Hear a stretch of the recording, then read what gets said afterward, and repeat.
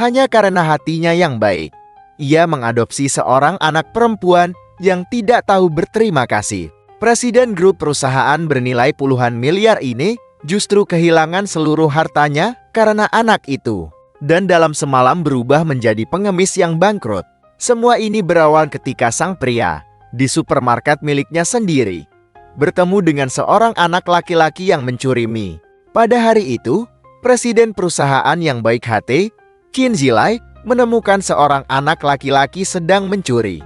Tetapi dia tidak melapor ke polisi. Sebaliknya, dia mengetahui bahwa anak itu mencuri untuk mencari makanan bagi adik-adiknya yang kelaparan di panti asuhan. Chen Zilai sangat tersentuh dan langsung memutuskan untuk membantu anak-anak itu, serta mengucurkan dana sebesar 20 juta untuk membangun panti asuhan. Namun, kebaikan hati ini justru membuat putri angkatnya yang manja, Chen Yuzhu, sangat marah. Tak disangka, Chen Yuzhu ternyata adalah seorang anak tiri yang berkhianat dan telah bersembunyi selama bertahun-tahun. Dia memanfaatkan kesempatan itu untuk menguras semua uang perusahaan dan aset atas nama Chen Zilai. Bahkan mengumumkan bahwa dia telah menemukan orang tua kandungnya yang berasal dari keluarga kaya raya dan memutuskan hubungan dengan ayah angkatnya. Dalam semalam, grup Zilai yang dulu berjaya mengalami krisis keuangan, dan Chen Zilai berubah dari seorang miliarder menjadi seorang pria tua bangkrut yang dikepung oleh karyawan yang menuntut gaji. Di tengah hujatan dan tekanan dari semua orang, Chen Zilai yang sudah kehabisan akal mengetahui bahwa raksasa multinasional misterius, grup Longteng, akan mengadakan pesta tender di kota Jian. Ini adalah satu-satunya kesempatan baginya untuk bangkit kembali. Dia berusaha sekuat tenaga untuk menyusup ke dalam acara tersebut, namun justru berhadapan langsung dengan anak angkatnya yang telah mengkhianatinya, dan sekelompok orang yang pernah dia bantu, yang kini disebut-sebut sebagai teman. Kini, kelompok itu mengelilingi Chen Yuzhu dan orang tua kaya rayanya, sambil mengejek Chen Zilai yang telah jatuh miskin dengan kejam. Mereka menghina kebaikan Chen Zilai sebagai kebodohan, bahkan memanggil petugas keamanan untuk menyeretnya keluar dari ruangan layaknya seekor anjing. Tepat saat Chen Zilai menderita penghinaan dan hampir diusir, sebuah suara dingin menggema di seluruh ruangan. Pria itu menolak dan langsung terdiam, karena orang yang datang ternyata adalah bocah laki-laki yang dulu mencuri mie, dan statusnya saat ini cukup untuk membuat seluruh kota Jian gemetar. Dia berlutut. Tolong. Yah, ayah hebat. Grup Sido di bawah kepemimpinan ayah jadi industri terdepan di kota Jana. Ayah cuma orang biasa, gak istimewa. Yang hebat adalah karyawan kita. Tanpa mereka, kita gak akan jadi begini. Ayah, kayak gini serahkan ke karyawan saja. Ayah dulu mulai dari bawah. Soal ini gak masalah.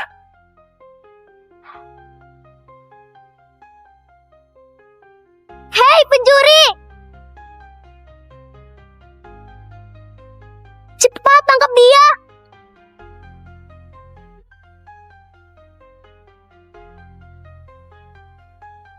Lari? Kamu mau lari? Ini sudah berapa kali? 3 kali. Nyata kamu suka mencuri. Tunggu saja. Lapor polisi. Tunggu! Ayah. Ayah mau apa sih? Yuli, kita tanya dulu alasannya. Pencuri suka mengambil yang mahal. Anak ini malah cuma ambil mie yang murah. Nak, coba bilang, kenapa mencuri? Ayah, dia itu pencuri. Buat apa kita dengar omongannya? Biar langsung ditangkap polisi saja. Paman, maaf ya. Aku dari panti asuhan barat. Kami gak punya uang. Sudah beberapa hari gak makan. Aku masih tahan. Tapi adik-adikku sudah sangat lapar. Jadi ternyata memang pencuri. Pantas suka berbuat hal-hal rendah seperti ini. Diam kamu! Siapa yang mengajari? Yah, kenapa demi seorang pencuri ayah membentakku? Aku ini putri Paman, pemilik tempat ini. Ini boleh kamu ambil. Tapi satu syarat. Tolong antar paman ke tempatmu. Kalau kamu jujur, paman berikan ini. Tapi kalau bohong, paman laporkan kamu ke polisi. Aku jujur. Nah, ayo berangkat. Tunjukkan.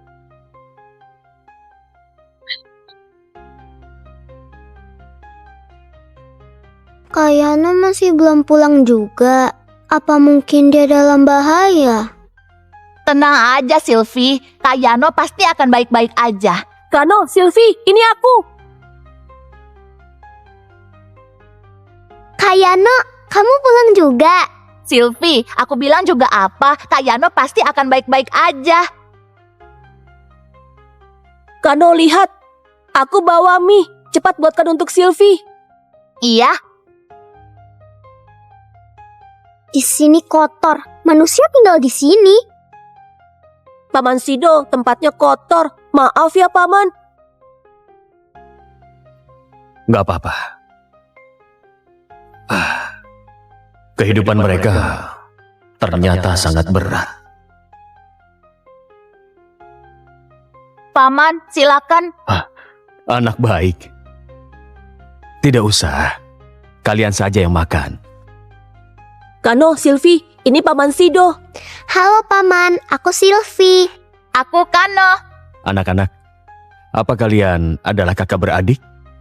Bukan, kami anak panti asuhan. Ibu panti yang menampung. Dia bilang kami saudara. Baik, sini. Ayo ke sini. Sekarang, semua biaya kalian bertiga, paman tanggung. Paman Sido, Paman serius. Tentu saja. Paman Sido, aku akan rajin belajar dan membalas kebaikan Paman. Aku juga Paman. Aku nggak akan mengecewakan Paman. Anak baik, ucapan kalian membuat paman senang. Membalas.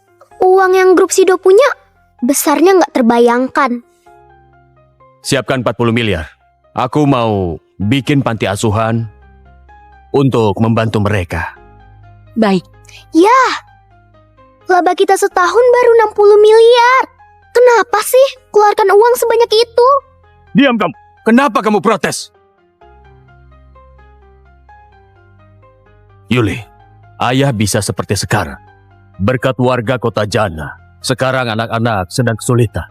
Ayah harus bantu. Yuli! Anak ini. Baiklah, paman pamit. Oh ya, soal panti, tolong urus ya. Baik. Paman Sido, aku pasti akan membalas kebaikan Paman. Dana pembukuan kenapa tiba-tiba hilang? Ada apa ini?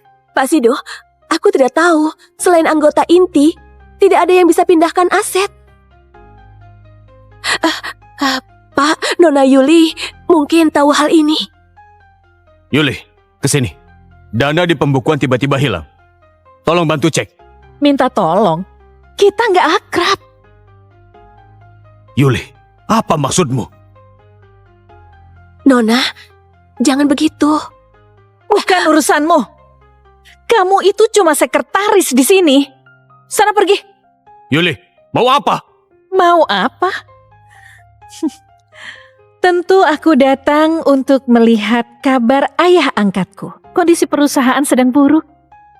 Di pembukuan gak ada uang. Masih ada banyak karyawan yang tunggu gaji. Dan pemegang saham yang menanti. Menurutmu, kalau aku bilang kamu sudah bangkrut, bagaimana? Kamu yang pindahkan dana perusahaan. Benar. Kenapa kamu lakukan? Kenapa? Aku gak tahan sikap pura-pura baikmu.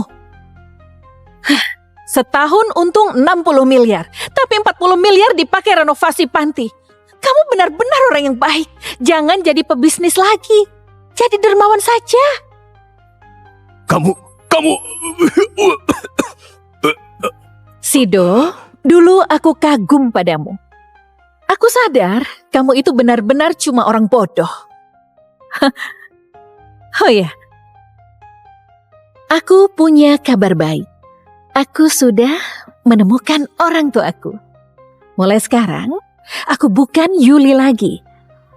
Mendengarnya, aku jijik. Ya Pak Tua, lihat saja karyawan yang kamu anggap keluarga saat kamu bangkrut. Apa masih baik? Pak Sido, ada masalah. Ini gawat. Di luar banyak orang. Sepertinya menagih utang. Apa? Mas Sido, berikan uang kami.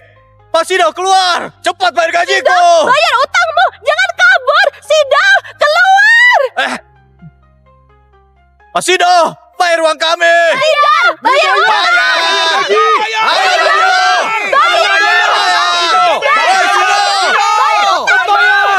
Makin banyak yang kumpul di bawah.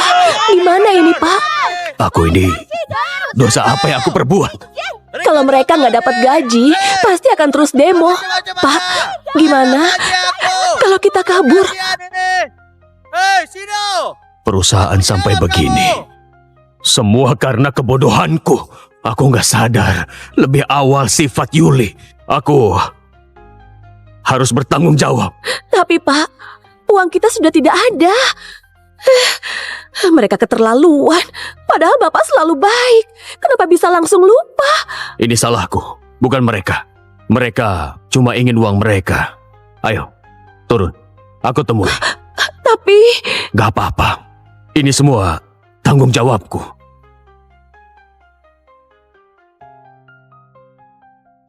Undangan untuk grup Sido sudah dikirim. Sudah.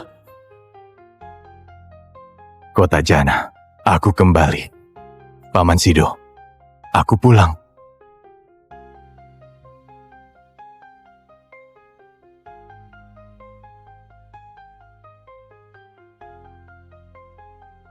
Mas Sido, berikan uang kami. Ayo cepat bayar. Mana bayar? Selama bertahun-tahun, Sido beli mobil mewah. Cepat, jual satu. Pak,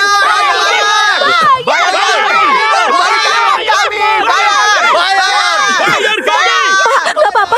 Kita mau kembali. Gak apa-apa. Ke sana. Ayo. Bayar kami! Sido, apa kamu gak merasa bersalah? Kalau mati gak akan tenang. Hei! Sekarang cepat bayar kami. Bayar kami! Kalian! Orang tuaku dirawat. Anakku masih sekolah. Semua cuma bergantung padaku. Kalau nggak dibayar gimana kami bisa hidup? Bayar kami! Bayar kami. Tenang dulu. Dengar dulu. Sido, ucapanmu nggak ada gunanya. Kalau nggak bayar gaji, aku tuntut kamu. Ya benar. Kami tuntut. Tunggu. Aku tahu menunggak gaji memang salahku. Tapi aku nggak niat lari dari tanggung jawab. Atau aku nggak akan di sini. Tolong kalian ingat. Selama ini aku perlakukan kalian dengan baik. Meski rekening kami sedang kosong. Tapi tolong tenang. Selama aku berdiri di sini, aku pasti akan membayar utangku pada kalian. Grup Sido berawal dari toko kecil di Jana. Sampai begini, semua berkat kalian. Tolong percayalah, aku pasti akan bayar. 3 hari. Beri 3 hari. Aku pasti akan membayar kalian tepat waktu. Tolong percaya. Tolong.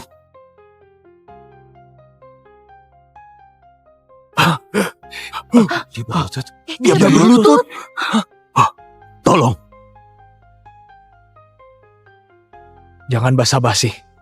Anda memang sudah baik pada kami. Tapi ini berbeda. Kami punya keluarga yang butuh makan.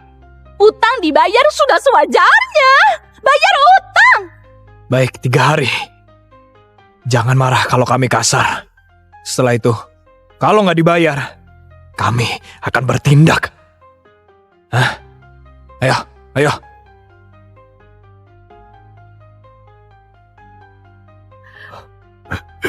Cepat. Jual semua aset secepat mungkin. Pak, Aku sudah janji akan membayar mereka dalam 3 hari. akan berusaha mengumpulkannya. Tapi Pak, semua aset milik Anda sudah dipindahkan oleh Yuli. Apa? Selanjutnya, kemana aku harus mencari uang? Sekilas info, hari ini perusahaan multinasional Grup Lugo datang ke Jana. Mereka adakan tender di pusat Jana. Kabarnya, nilai tender kali ini ratusan triliun. Grup Lugo datang ke kota Jana. Anda bisa kenal bos Grup Lugo. Nilai mereka triliunan. Utang kita sepele bagi mereka. Tender ini satu-satunya kesempatan. Kalau kita bisa dapat bantuan, bukan cuma melunasi gaji karyawan, tapi grup Sido bisa bangkit. Tapi Pak, Grup Lugo nggak mengundang kita. Gak diundang. Cari cara untuk masuk. Apa? Ayah, Ibu, semua aset Sido sekarang ada padaku. Yuli, hebat sekali. Grup Sido adalah grup lama di Jana. Meski nggak besar, tapi asetnya triliunan. Nah, uang itu kamu habiskan. Ya, aku agak khawatir. Sido itu memiliki banyak koneksi di kota Jana. Kalau dia... Sudah. Nah, ingatlah, kakakmu adalah pengawal pribadi Tuan Jenderal. Bukan cuma kota kecil seperti Jana, seluruh daerah, bahkan seluruh negeri. Gak ada satupun orang yang macam-macam dengan keluarga Hera. Baguslah. Sido, biar aku perlihatkan apa itu pebisnis sejati. Bagus. Itu baru sifat putri keluarga Hera. Masuk. Permisi Pak, Grup Lugo kirim undangan ke Grup Sido. Undangan dari Grup Lugo? Grup Lugo ini grup terbesar di dunia. Kenapa kirim undangan ke Grup Sido yang kecil itu? Sini.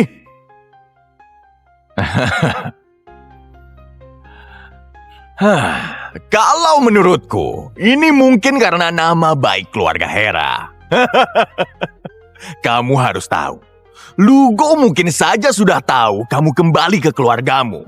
Jadi, mereka kira grup Sido itu punya koneksi dengan kita. Makanya mereka mengirim undangan ke grup kecil itu. Ternyata begitu. Pak, Anda datang ke Jana. Kami merasa terhormat, Pak. Tentu. Keluarga Hera sudah lama mencari Yuli. Akhirnya ketemu. Pak, ayo sekarang kita bersulang, Pak. Sekarang, kalau Anda butuh bantuan di Jana, katakan saja. Makasih. Oh, Pak Hotman. Ya. Makasih. Ya, makasih. Pak, siapa orang dekat panggung itu? Kenapa para bos grup besar di Jana semua menghormatinya? Dia kepala keluarga Hera. Kamu nggak tahu? Nomor 1 di Nara. Apa?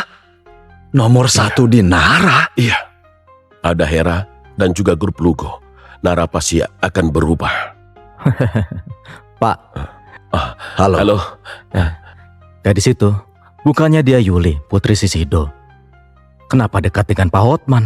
Yuli itu anak angkat Sido. Ayah kandungnya Pak Hotman. Oh, begitu rupanya. Antara keluarga Hera dan Sido, aku juga pilih Hera. Tentu. Hanya dengan gerakan satu jari, Hera bisa menendang Sido.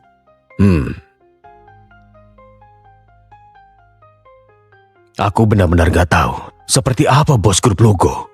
Gimana ini?